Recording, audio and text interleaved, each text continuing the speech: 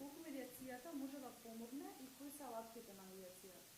Во Република Македонија медиацијата како постапка во решавање на спор меѓу две страни започнува институционално да се развива од 2006 година, меѓутоа во поглед на тогашната пракса, бројот на случаи е многу мал. Во меѓувреме се вршат одредени законски измени и од 2013 година со измените во Законот за медиација се дојде до можност таа да стане навистина применлива и привлечна алатка за решавање на спор меѓу две страни. Во поглед на она што е карактеристика на медиацијата во однос на судската постапка е во тоа што таа дава повеќе опции при решавање на спорот. Како што е познато, во судската постапка имате судија кој донесува пресуда врз основа на закон. Во постапка на медиација имате медиатор кој се обидува како трета неутрална страна да им помогне на страните да дојдат до решение базирано и втемелено врз основа на нивните интереси. Ова е клучната одредница меѓу медиацијата и постапката во суд.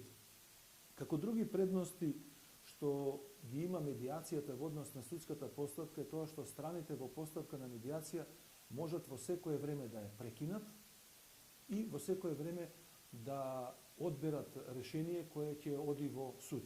За разлика од тоа, во судската постапка ниедна страна не може да ја прекине судската постапка до нејзиното завршување.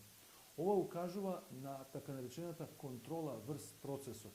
Значи, страните самостојно и секоја поединечно може да го води процесот до решавање на спорот преку спогодба.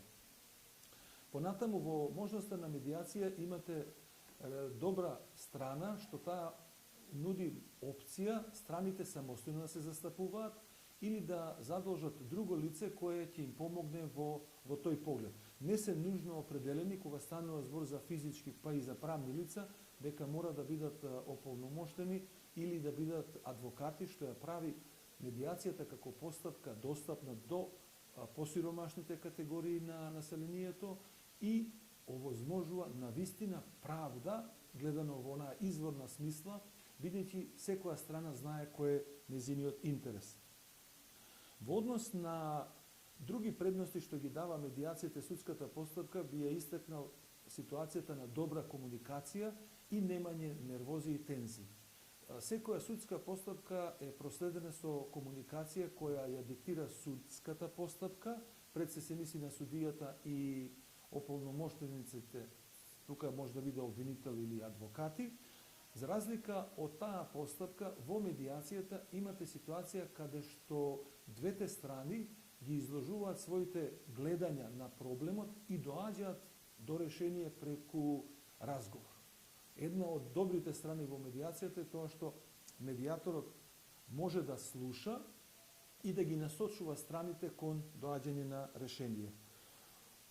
Како што претходно посочив, крајот на медиацијата завршува со спогодба и таа спогодба е трајно решение на нивниот спор со тоа што двете страни можат таа спогодба да ја однесат на нотар, таму нотарот да ја зареди, таа станува целосна извршна исправа која им помага во натамошната постапка.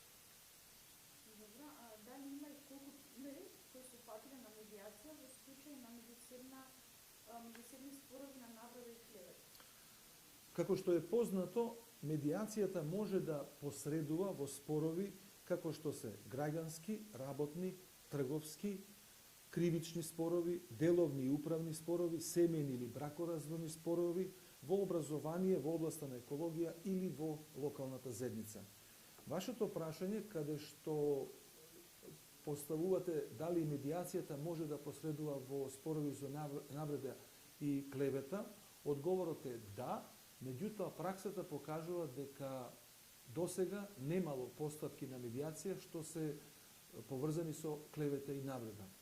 Овде како една посебна специфичност би истакнал дека решавањето на еден таков спор е многу корисен да се решава со медиација во споредба со судската постапка, бидејќи постапката е доверлива и двете страни, ако сакаат да ја исклучат јавноста, под јавност се мисли на трети лица и на медиумите, тогаш тие можат спорот да го решат на најдобар можен начин во една таква постапка.